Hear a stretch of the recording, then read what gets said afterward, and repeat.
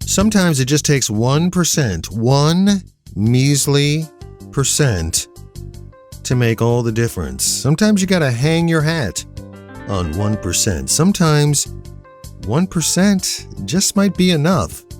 That's next on this episode of the Gratitude Journal podcast. This is the Gratitude Journal podcast. Those with COVID beards, unite. Oh, man. You know, I've been saying it for years, and I have a face for radio, and if you saw me right now, you would know that to be exactly the case. Matthew here. Welcome aboard to another episode of the Gratitude Journal podcast, the podcast designed for myself and all of you to find little ways to show gratitude. And sometimes it can be tough. And sometimes the method for discovering why we need to show gratitude is sometimes staring us right in the face. And a lot of the times it's something that hovers right in the middle. And sometimes we're not just always aware of those things. So this podcast is designed for that. That's what it's all about. For me to share a little bit with you about how I can and sometimes struggle to find the gratitude in the things around me and the things that have been given to me and the things that have been afforded to me that I might not recognize. And hopefully maybe showing you some ways where you can also find the gratitude in those things as well. So I'm sure I'm probably also not the only guy over the past year who has simply said, you know what, razor blade, take a break. I'm going to keep you in your little cubby hole. I don't want you to get COVID. Just stay there. I'm just going to let this thing grow and see what happens. And, you know, it was my wish, I guess, that I was going to emerge from COVID hibernation and that miraculously my beard was going to look like Ben Napier, you know, from Hometown on HGTV. My wife's addicted to that show, and I think really secretly she might be sort of addicted to Ben's beard. So I thought, you know what, maybe I can try and do the same thing. But, you know, there's just this thing about, like, the beard has to be the right fit, you know, and there has to be places in the beard where it just looks good. And if you have these spots and places like I do where things just kind of don't grow very evenly, then once it kind of grows out, then you realize how really not all that great it looks. So I've been trying to just let it go. But I think I'm almost at the point where the COVID beard is going to go by the wayside. That's my feelings so far as of today, the 20th day of March, which, by the way, is the first day of spring, and it's also really a mere matter of days before baseball starts. So I don't know if you're a baseball fan. I am. I have mixed feelings this year because technically my team, the Cleveland Indians, this will be the last year that they will be calling themselves the Cleveland Indians. I say that with a mild bit of trepidation, though, because our owner was on a roundtable this past week and said that that might extend into the following year. So that really opened the floodgates. Like, what does he mean by that? I mean, why would it take a year and a half to figure out what you're going to be calling yourself? So there must be some hidden intention behind this statement. That being said, this technically is the last year that my team will be calling themselves the Indians. And we've already done away with the Chief Wahoo mascot. And I wish I could say that our home has done away with the Chief Wahoo mascot. My wife feels a lot more strongly about it than I do. I've sort of moved myself off of Chief Wahoo. My wife still is clinging to it. So she has this beautiful long parka that she wears in cold weather. And we still, even though we've had sun-drenched days, we have been experiencing some still cold weather. And she wears her Chief Wahoo laden parka proudly. She's not giving up easily. The Wahoo symbol is, connected a lot to my youth. It's connected a lot to her youth. But, we as understanding and all-inclusive people realize that this is probably not the route to go. And we're both perfectly fine with the team changing its name. Well, I mean, we're 99.9% fine with it. But that being said, baseball is right around the corner, and so we're pretty happy for that.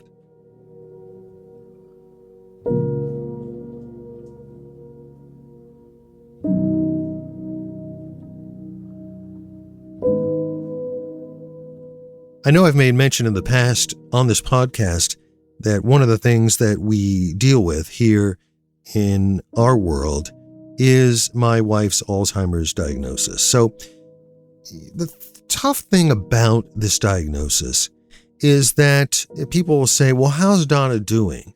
And she really doesn't know how to respond to that. And at some point, I really don't know how to respond to that, because if somebody cuts their hand and you say, how are you doing? Well, the healing process has occurred.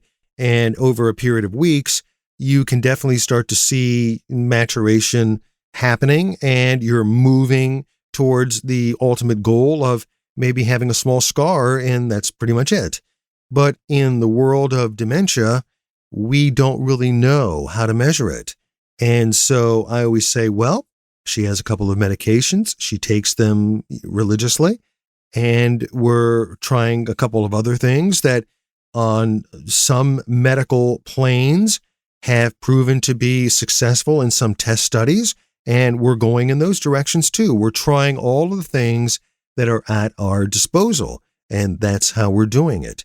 And one of the things that we look for in this journey is we look for benchmarks, things that decide whether we're moving in one direction or another. And if something hits that benchmark, then we say to ourselves, well, then what does that mean? What does this benchmark mean? Is this a bad thing? Is this a not so bad thing? Is this a to be expected thing? And I bring up all this because the barometer for which we use to measure these things is very haphazard. And I was really almost aghast early in this process, as early really as January 2019, shortly after her diagnosis, really how much we don't know about this.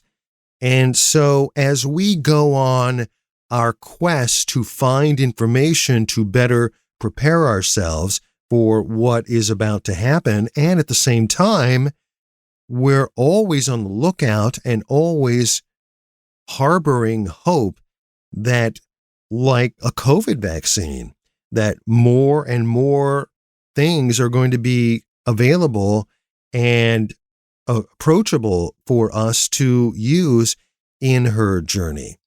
But the other day I was working in the studio and I was in another Zoom call, and she came downstairs to say she was going to go for a walk.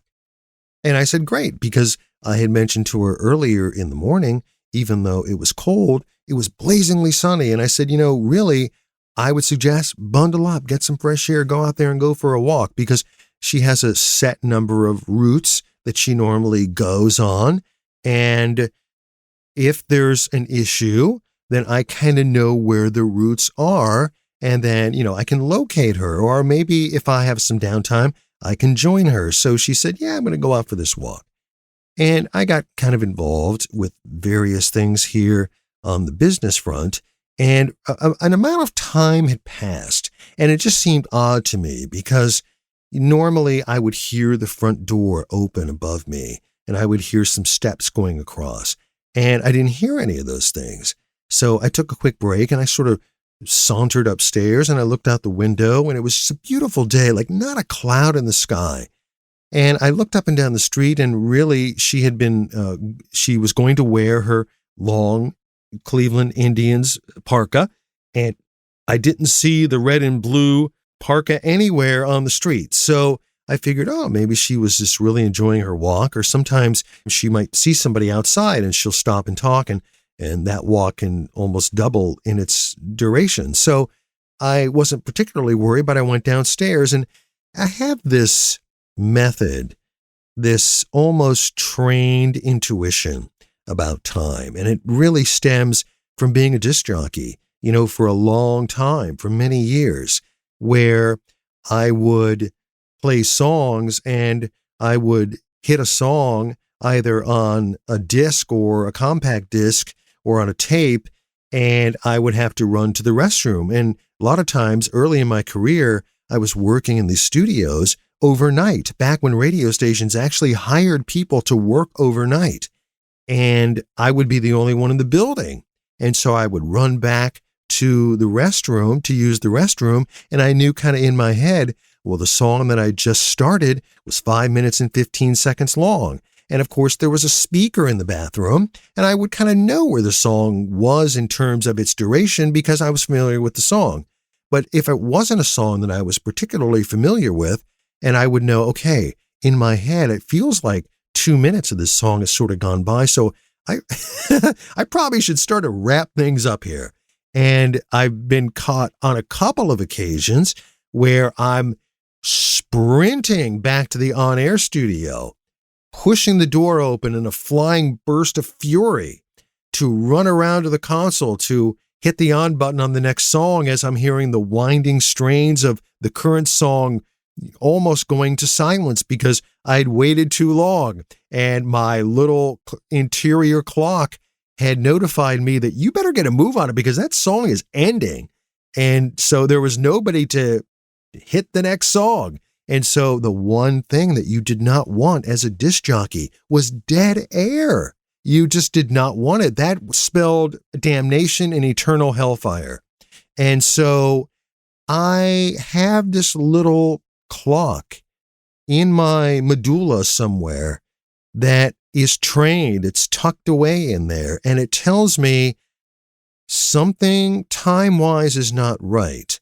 And when I went back down to the studio to work, as I was engrossed in doing some writing and then I was doing some editing, and all of a sudden something just didn't seem quite right to me. And I turned to my right and I looked that I had a text. And on my phone, my texts are silent. There's no vibration and there's no sound because sometimes with the phone here in the studio and I'm working or talking, I don't want any phone notifications going off and ruining my recording. So a lot of times in order for me to see a text, I have to actually look at the screen and there was a text. And the text from her was, "Can you come and get me?"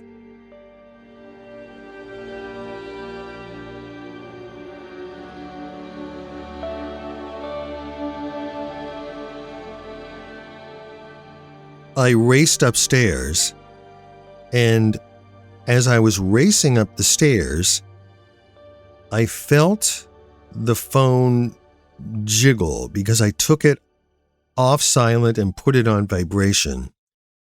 And as I was racing upstairs, I looked at the phone and it said, "I'm on Newton." And Newton is a street right down at the bottom of our hill.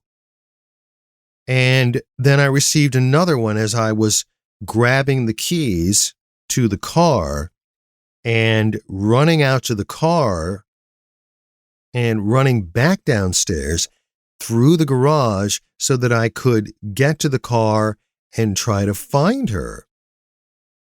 And my heart was like beating a little bit in my chest, like I was a little bit worried.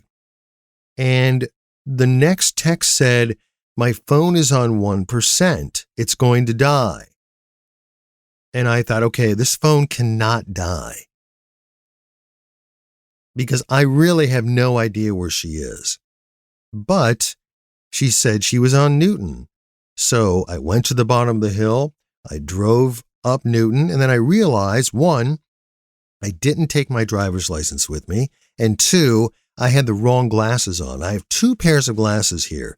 One is just a regular pair of glasses that have a bifocal prescription, and the other pair of glasses is just a set of frames, and in the frames are the bifocal prescription only, so that I can sit in front of computers without having to tilt my head up so that I can see the screen through the bifocal prescription.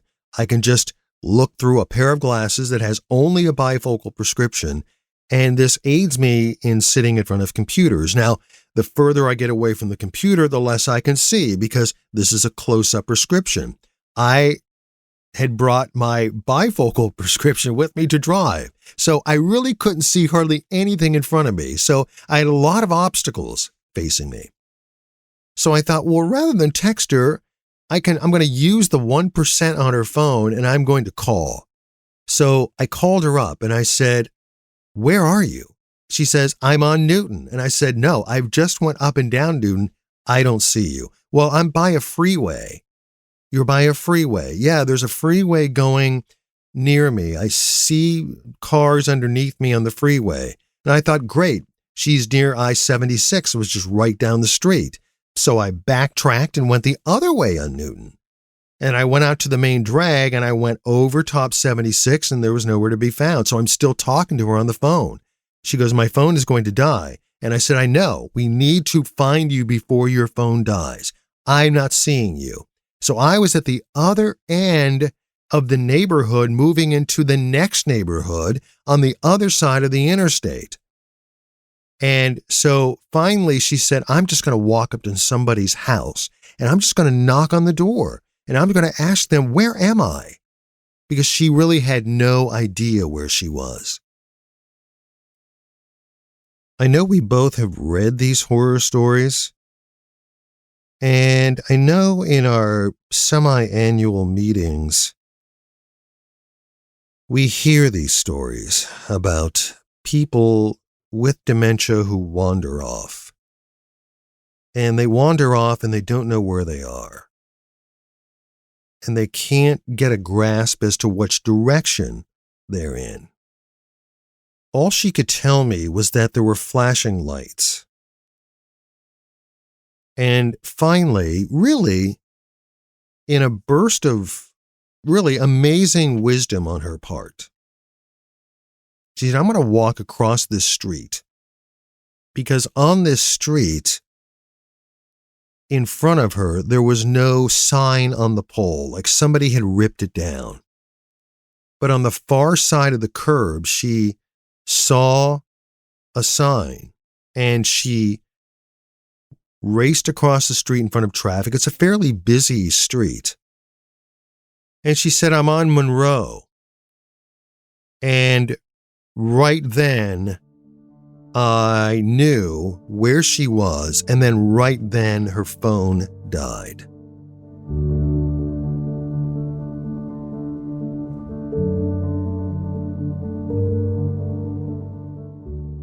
When we were riding back, I said to her, "Why would you choose a route that you've never walked before? Why would you go down a street and keep going and going and going, almost a mile in one direction, which is something that she rarely does, on a portion of a street that has no sidewalks to walk on, and to walk on a street that is really relatively busy, a street that crosses over from Akron into Talmadge in both directions?" And she said, "I really don't know. I was just walking. And I guess I just wasn't paying attention. When I got to what was the corner of Newton and Monroe, I all of a sudden didn't know where I was. I didn't know which way to turn. And I thought if I went in one direction, then I might be even more topsy-turvy than the way I felt. I didn't know where I was." I guess most of us would think, well, why don't I just retrace my steps and go back where I was? But as I'm learning, in the world of dementia, these things always are not so readily apparent. And that things are very much in the now. And luckily for us, that 1% was enough to enable us to find each other. And it really wasn't just me finding her. It was her enabling me to find her. It was really her finding me by taking that chance to go across the street and to stare at that sign. And really to keep going. And I'm really grateful that she kept going, that she didn't give up, that she just didn't continue to say, I don't know. And to me, I'm really grateful for her strength. I'm really grateful for that 1% of power that was left in her phone, because that 1% of power was enough for, well, it was enough to avoid a catastrophe, because I was enough in the dark, even though that particular area of town is not too terribly far from me. Based on her description, I couldn't finagle a solution. And I'm generally very, very good with direction. I'm generally very, very good with landmarks. I really actually enjoy giving people directions to somewhere because I think I'm pretty good at it. But I was almost in a panic state because I thought if her phone dies, then I'm going to be going up and down streets. And the only worst thing is, had it been 20 degrees colder and the day being on the cusp of sunset, and what played in our favor was an enormously gorgeous sunny day with lots of daylight left due to the time change. So I'm grateful for the time change. I'm grateful for the 1%. I'm grateful for her strength in continuing to not give up and to want to be found. And while those things may seem small to you, in the world of dementia, what I'm learning is that these small things are sometimes really, really big things. And so for those things, I'm grateful. So if your mate, your loved one, your family member, your friend has the capacity to find their way on their own, be grateful for it. And if your friend, loved one, family member is having trouble finding the way on their own and they have one of those little victories, then you should be grateful for that as well. I know I am.